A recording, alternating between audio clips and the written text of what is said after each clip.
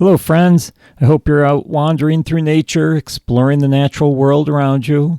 Do you enjoy writing about your wanderings? Nature journaling is an awesome, fun way to remember all the adventures you have taken and how you felt during those journeys. If you're looking for some beautiful journals to keep track of all your wanderings, I have several available on Amazon, including some guided journals for children. Start your journey in journaling by clicking on the link in the show notes. Keep exploring the nature around you and keep journaling all your wanderings.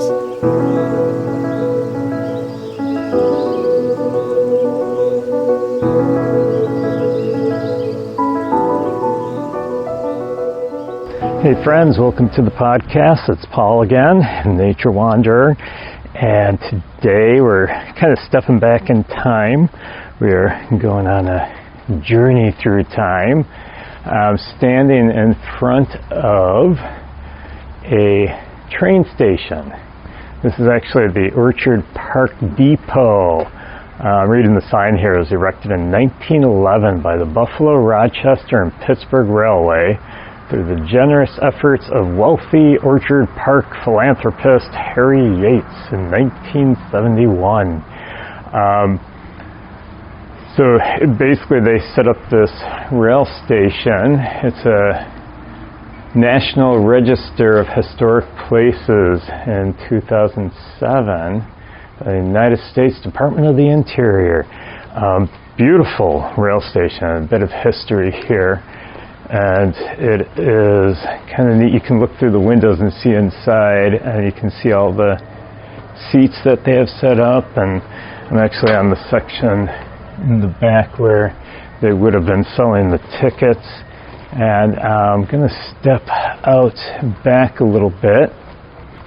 And this was a time back when automobiles were not around. Are just starting to come into existence, and main means of travel was horse and buggy, or you just hop on your horse or you walk, but if you needed to go far distances, usually horse and buggy that you were, using. So that's how the railroads, why they were so popular back then. So you had all these railroads that were going through the area, through the United States, and that's how people got from place to place, from point A to point B.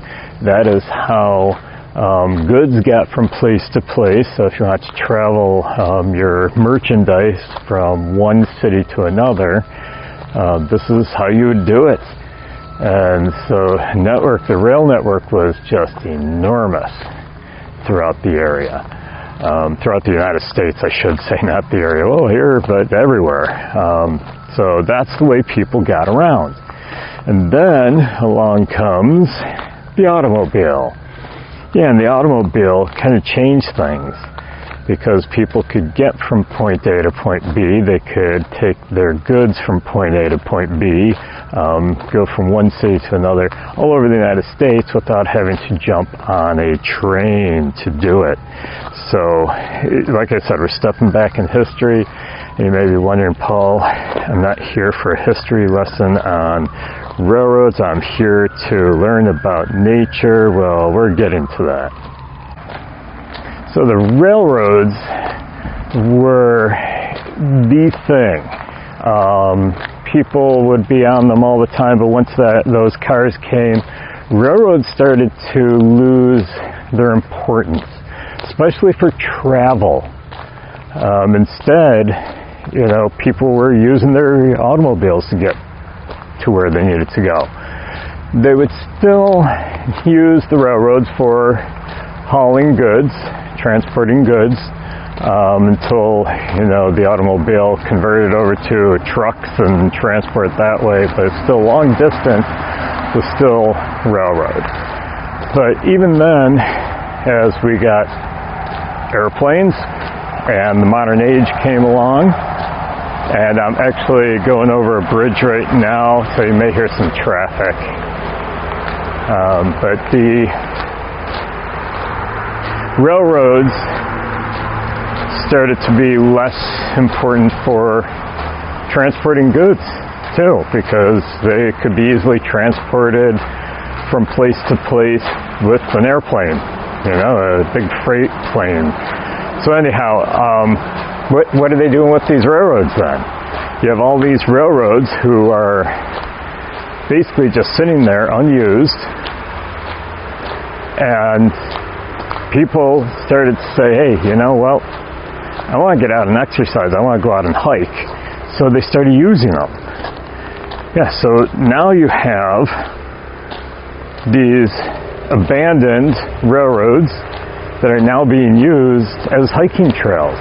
And that's what I'm here to talk about today, is the conversion of the railroad for transportation and trains going on these railroads, the conversion of that to what we call rail trails, using them for transportation of people walking. Ooh, we got a guy that sounds like a pileated in the woods next to me here. A little bit of noise here. I'm on a rail trail right now, and this is what they call the ECRT, the Erie County. I always want to say Erie County, but it's Erie County Rail Trail, ECRT. And there's a little noise you may have heard. I'm going right next to a golf course here. This section of the rail trail, I'm in Orchard Park. This is where the ECRT begins, here in Orchard Park, and it goes all the way down. Okay, so Erie County, New York. Orchard Park's in Erie County, New York, not Erie County, Pennsylvania. It goes all the way down to Ashford, which is in Cattaraugus County. So this is just the beginning of it. I'm not going to hike the whole thing here. They're still working on the trail, and I'll talk about this trail a little bit later too. But let's talk about rail trails, or rails to trails. Some people call it that too. Let's talk a little bit about the history of that. The first abandoned rail corridor in the U.S. that they converted into a recreational trail was one that they named the Elroy-Sparta State Trail, and that was in Wisconsin. It opened in 1967. So was that the very first rail trail? No, it was the first official one. Okay, the first official one that they said, hey, this is a rail trail. But people had these abandoned railroads, and people just started using them to get their exercise. They decided, hey, I'm going to go for a hike. I don't want to just be hiking, willy-nilly through the woods. Here you have a nice level surface, and it's great because, maybe they weren't in shape. They needed to start somewhere. They didn't want to go hiking up these hills and through the woods. And hey, you got this nice level bed. You just got to step on the railroad ties, and people started using them. So rail trails have been around for a long time. They just weren't called that. People started calling them, hey, the rail to trail, because it used to be a railroad. It's abandoned, not used anymore. Now it's a trail. So they started calling it rails to trails. And that's where the name came from. It just gained popularity, that name. And some people have shortened it to rail trail. So now you will see it called a rails to trails, or sometimes you'll see it called a rail trail. Okay, so all of this happened way back in the early, mid 1900s. So like I said, the first official one, 1967. But like I said, started long before that. In 1920, he's just starting to get his antler. Yes, hi, I know. You see me, I see you. Got a deer that just ran across the trail. Yep, about 50 feet in front of me. Anyhow, in 1920, okay, so by 1920 there were some 270,000 miles of rail network in the United States. 270,000 miles. Wow, that's a lot of railroads. Okay, so you got all these miles of tracks going through the U.S. And by 1990, the number of miles within the United States rail network had shrunk down to 141,000. So you went from 270,000 down to 141,000. So over 100,000 miles of trails just gone. Were they gone? No, just abandoned.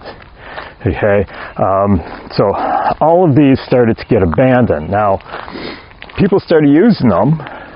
They started to hike on these abandoned trails, using them for, hiking, for jogging, whatever they needed to do to get exercise. They started using these corridors. And so along comes the RTC, the Rail Trail Conservancy. In 1980, this group of guys, they got together and they said, hey, let's get this a little more organized so that we can get some more people involved, get the government, to start, pushing to have more of these rail trails. Let's get it more, an organized group so that we can start promoting it, so that we can start getting more of these trails, converting railroads over. And they formed the RTC, Rail Trail Conservancy.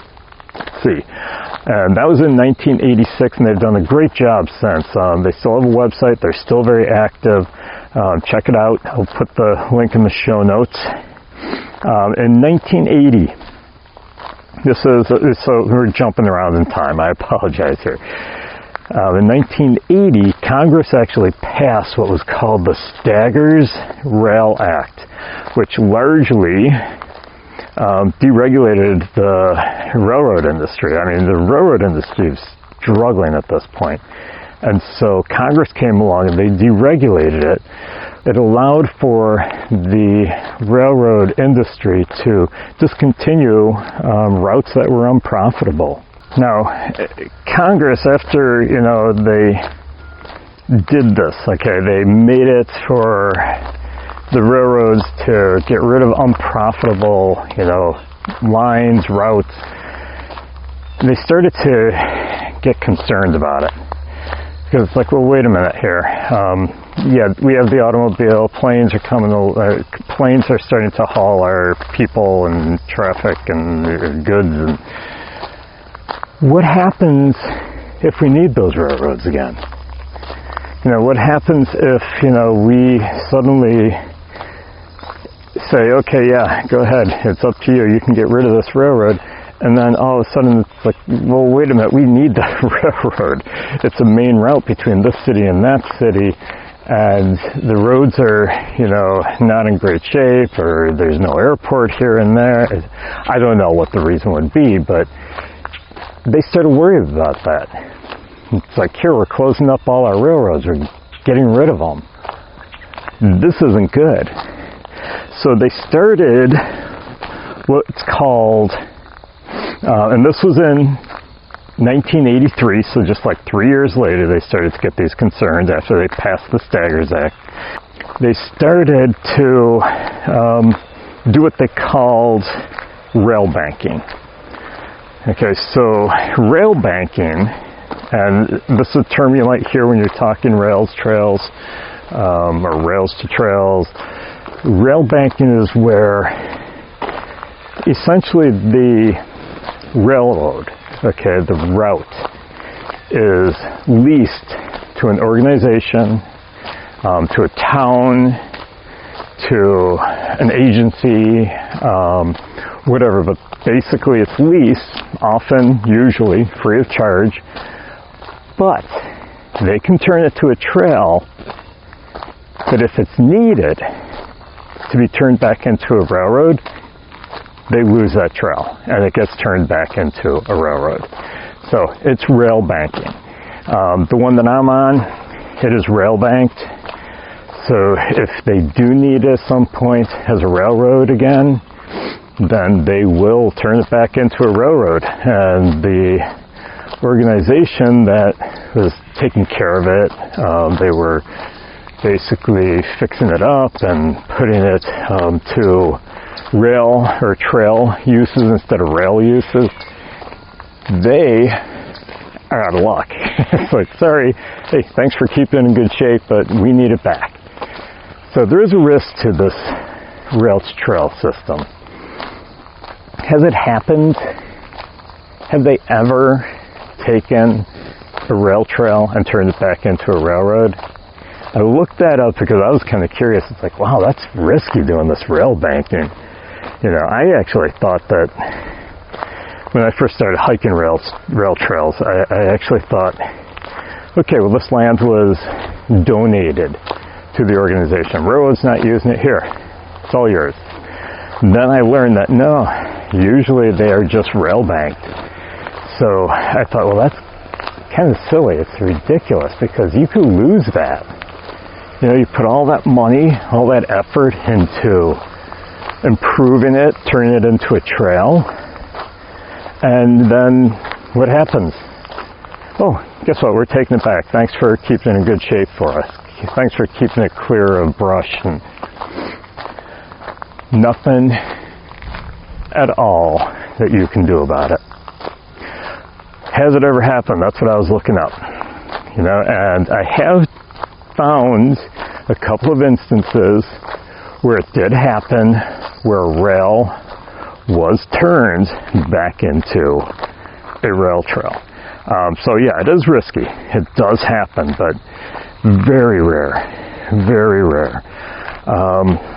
Can't remember the name of the trail and where it was, but they decided that they actually needed it for transportation of goods, not people, but transportation of goods.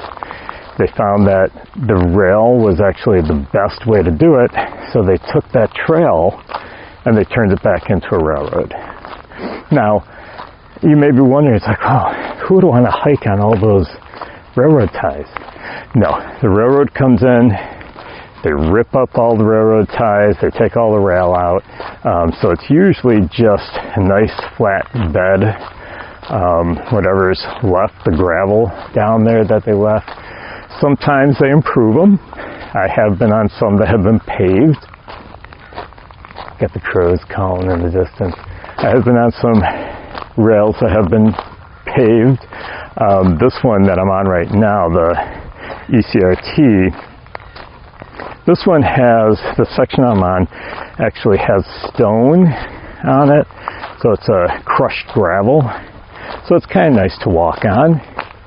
But I'm going to get up to the road that it passes in a little while here, and beyond that road, it's unimproved right now. They keep it mowed, but there's no gravel to walk on. It's just you're walking on dirt.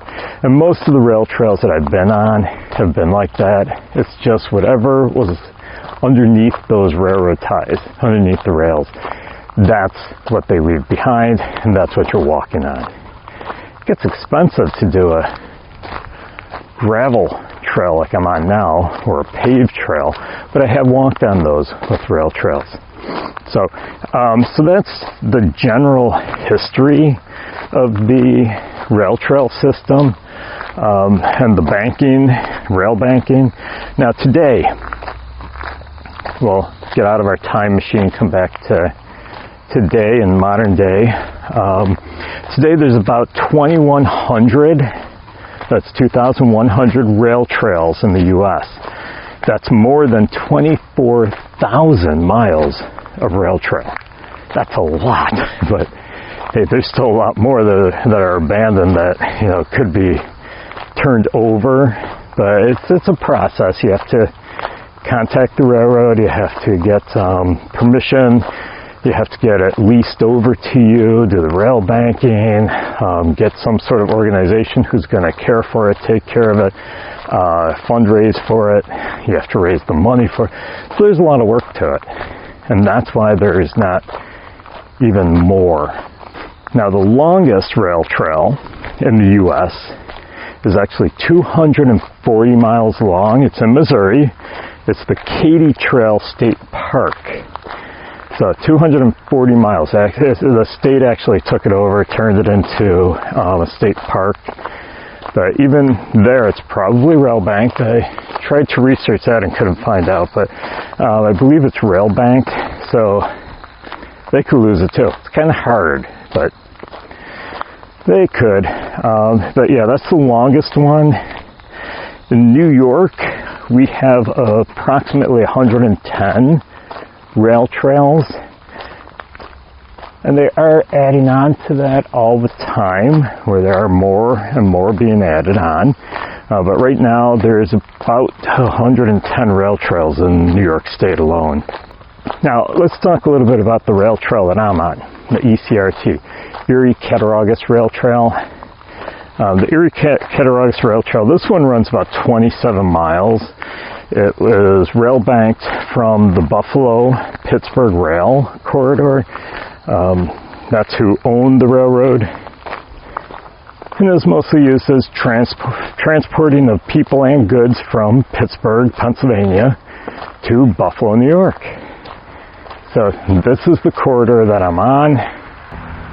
Okay, well, I'm back. I paused it for a second. Actually, I paused it for about 5 minutes here. I was crossing Jewett-Homewood Road, and it's very noisy. So I wanted to make sure that I got onto quiet before I started up again. But anyhow, we're talking about the ECRT. I have crossed Jewett-Homewood Road, and I'm on one of the undeveloped sections of it. So you probably heard the crunching of my steps earlier, because like I said, I was on gravel. And right now, there's large gravel underneath my feet, but there's lots of grass growing up around it. So it's just mowed. They do mow this section, but it's very undeveloped. Not a lot of people use it. The guy who was coming up from behind me, he actually turned around and headed back on the gravel section. I'm going to continue on little ways on this section.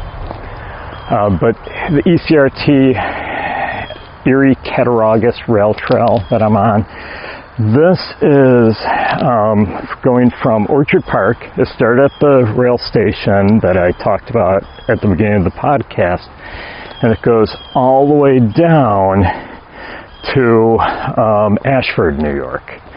And Ashford's just a little country town, but that's where it ends. That's where they have it leased.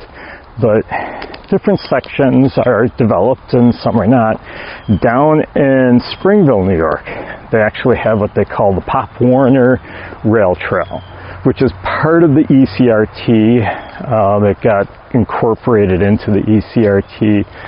The Pop Warner, for those who are not familiar with that name, I know I wasn't until I did a little research, but Pop Warner is a football legend. If you play football and you do the I formation or you do the 3-point stance in football, it was Pop Warner who invented those. Yeah, so he was a football legend.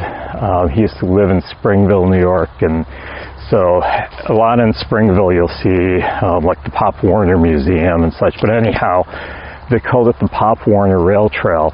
And I have hiked on that section, and it's kind of like what I'm hiking on today in this section here of the Orchard Park area, where it's mowed, it's well kept, but it's not developed a lot. And they have developed parts of it. There is some gravel areas. They do have an old historic railroad station down in Springville as well. And right now I'm walking through no golf course around me now. Instead, I'm walking through people's backyards. I mean, there's a buffer of trees between the houses and the rail trail. But it's much more peaceful here. You're going to see fewer people along this section of the trail. So the ECRT and most rail trails are designed for the purpose of hiking, walking. They're also used for biking, running. I have a lot of runners. I ran into a runner the last time I was on this trail. I ran into a lady running in the morning with her dog. So a lot of runners use the trails. It's nice and level, easy to run on. Nature studies, I know I love using them for nature studies, and some people will go snowshoeing, cross-country skiing. I'm waiting for this winter because now I have a nice level area to go cross-country skiing on. Someone actually cut a trail from their backyard right into the rail trail. So I've seen that a lot. It's on the other section too, where people kind of went from their backyard right into the rail trail. Hey, if I had it in my backyard, I'd be using it all the time. But this is actually only it took me, I think, maybe 3 minutes to get here, 3 to 5 minutes. So it's real close to my house. But people are using it for a lot of different reasons. So it's multi-use. Cross-country ski, I'm looking forward to it this winter because it's nice and level, which is why people use it. It's a railroad, old railroad. So railroads don't go, it's not like the Polar Express where the train went up this really steep mountain and that goes down the steep mountain around these really sharp turns. No, railroads don't do that. Trains can't handle that. So this is nice and level. You can see what's coming up ahead because it's gradual bends in the rail trail. So it's really easy walking. My wife loves them because she hates when I take her on trails that are a lot of up and down hills. It just wears her out quicker, but she does it. She's good at it. A lot of dog walking on the trails. I've seen that too. So people do use use the trails for their, walking their dogs. They do allow horseback riding on this trail. So you are allowed to do horseback riding, but they say no motorized vehicles, but I did see on their website, there's signs at the entrances, no motorized vehicles. But I did see on their website that they do allow snowmobiling in the winter. I'm not 100% positive, but that's what they said. Some I have seen where they do allow it. Others I've seen, they do allow four-wheelers. But most of the time, rail trails are basically omitting any motorized vehicle at all. No cars, obviously, but a lot of them don't even allow four-wheelers. They don't allow snowmobiles in the winter, but some do. This trail runs down into Erie County through the country, and so it's kind of hard to keep the snowmobilers off anyhow. So, multi-use. Now, unfortunately, if you have a multi-use trail, you could get into issues because you've got a lot of different people wanting to use it for different reasons. And so I want to briefly talk about trail etiquette. It's the last thing I'm going to talk about. Trail etiquette. Basically, you have to remember there's other people using the trail. Do it as if though you're driving a car. You stay to the right. Pass on the left. Who has the right of way? Okay, well, we don't have stop signs on the rail trail. So you need to know these things. I wish more people knew the trail etiquette because there's so many people that I run into who don't know and they're not doing things right. And so essentially you keep to the right. Okay, as if though you're driving the car. In the U.S., I know you drive on the left side in other countries, but you keep to the right, you pass on the left. So if you're going faster than someone else, you pass them on the left. I always like to give them a warning. I don't want to scare the people. If I come across an older couple who is going rather slow, I will let them know, hey, I'm coming up from behind, I'm passing on the left here. I was just watching a bird hovering here in the trail, and I see why now that I'm passing. The bird's sitting up in the branch like, get out of here, bud. Yeah, there's a moth on the ground, so trying to get that moth. So anyhow, if elder people, slower people, they have the right of way. Okay, they have the right of way. Let them use that trail. Don't go plowing them over, just pass them gently on the left. I always like when a bike's coming up from behind me, they will say, passing on the left, and it's like, oh, thanks, I didn't know you were coming. You know, I'm usually looking behind me every once in a while just to see if anyone's coming, but not always. So it's always nice when they let me know, and that's part of trail etiquette, you know, is letting them know. If you can't remember who has the right of way, a really good saying that rail trails have is wheels yield to heels. Okay, so wheels, bicycles, they have to yield the right of way to anyone walking, running, hiking. Slower and more vulnerable trail users get the right of way.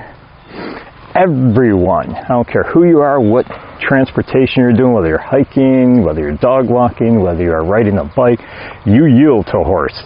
Okay, horses always have the right of way. So if the rail trail allows horses, they have the right of way. You got to think about it. You got this big animal that you're riding, and you don't always have total 100% control of this horse. I mean, hopefully you do, but you never know. Something can spook that horse.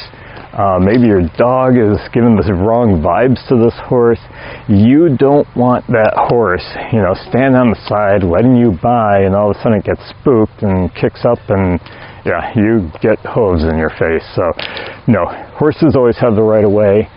Big animal, just let them pass.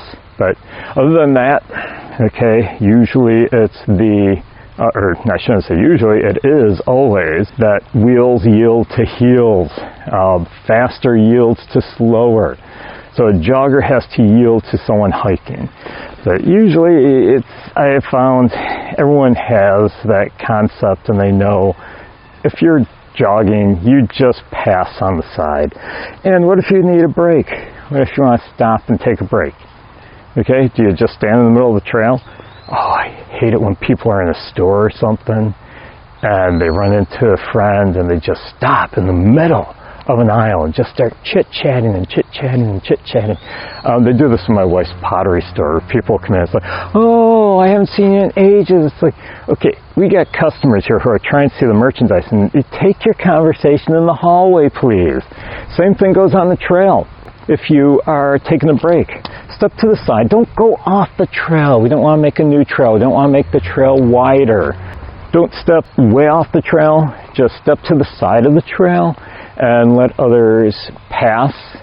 Okay, and that way you're out of the way. And then after your break, you look both ways before entering the trail again. You don't want to get run over by a bicycle. Also, if you have a dog, clean up after them. Horses too, you know, have one of those potty bags, I don't know what they call them, but it hangs off the tail of the horse and it collects their poop as it comes out. So clean up after your pet, take your biodegradable dog bags with you, clean up your dog's droppings and carry them out. Always make sure you clean up after your pets. Also, carry in, carry out. I'm a strong believer in this with any hiking, whether it's a rail trail or anywhere else. Anything you take onto that trail, make sure you carry it back out with you. We don't want litter on the trail. Also, if you find litter on the trail, pick it up. I don't always, but a lot of times in my backpack I have a bag that I bring with me, kind of a mini garbage bag. And if I find garbage on the trail, I'm picking it up and I'm putting it in there. If I don't have that bag with me, I just put it in my backpack, and you know, when I get out, I'll toss it in the garbage. So always try to clean up the trail. Remember, the trail is for everybody.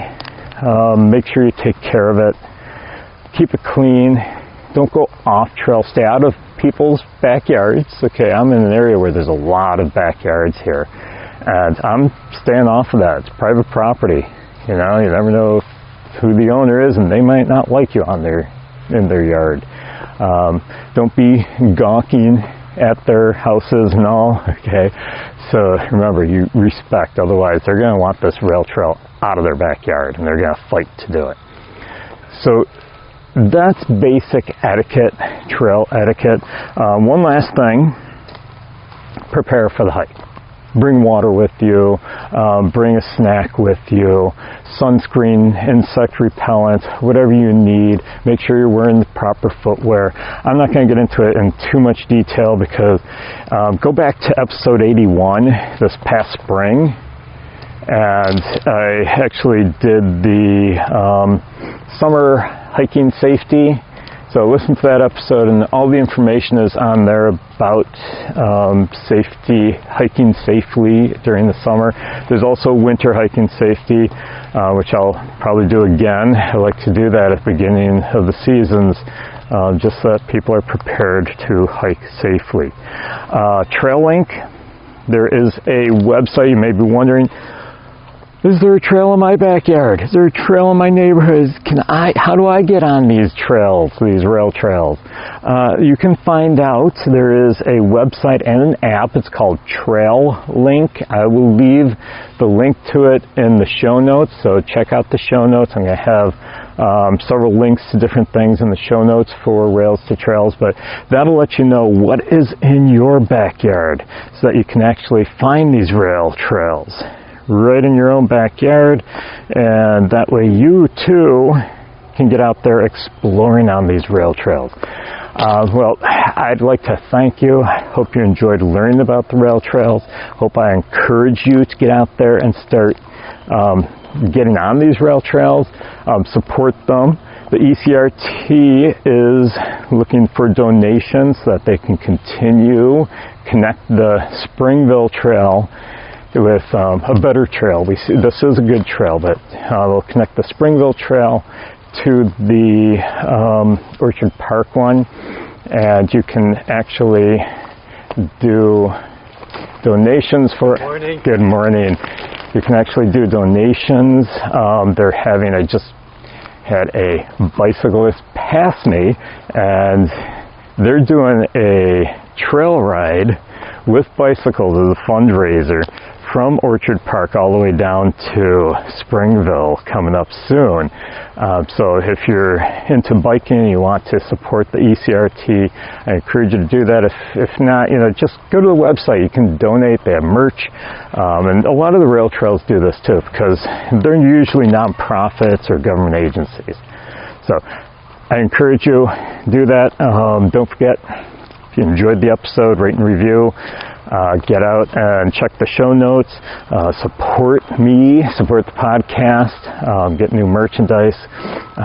Get merchandise, I should say. You can support me by buying merchandise. I also have some awesome, really awesome nature journals for the kids and for the adults. So if you want to journal all your wanderings through nature, do that with a nature journal from the Nature Wanderer. All of this, links are in the show notes. And don't forget, please, please, please don't forget, keep exploring the nature around you. Have a great day, everyone.